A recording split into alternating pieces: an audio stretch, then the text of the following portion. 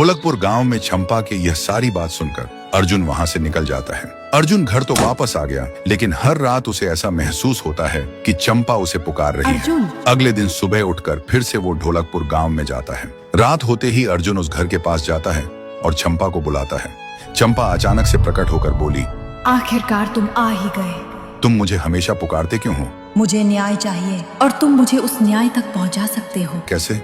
बुड्ढा जो मुझे मारी थी वो नागपुर गांव में रहता है। तुम अमावस्या की रात उसे यहाँ पर ले आओगे। लेकिन मैं उसे कैसे पहचान लूंगा? उसका बाल सफेद सा होगा, तुम उसे अच्छी तरह से ढूंढ पाओगे, चिंता मत करो। और अर्जुन वहां से नागपुर गांव तक रवाना हो गया, लेकिन अर्जुन का घर नागपुर में ही था।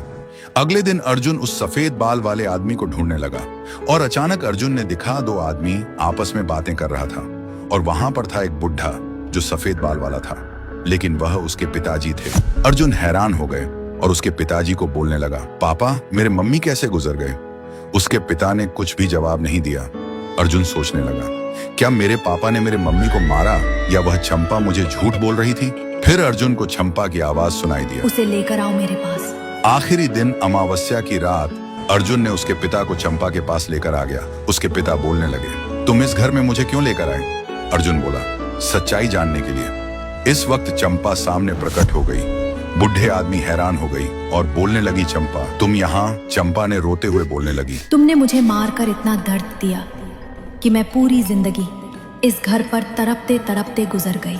अर्जुन हैरान हो गए और सच्चाई जान गए। चंपा बोली, आखिरकार वो दिन आ गया बदला लेने की। अर्जुन डर के मारे पेड़ के पीछे छुप गया। अर्जुन के पिता बोलते हैं, मुझे माफ कर दो।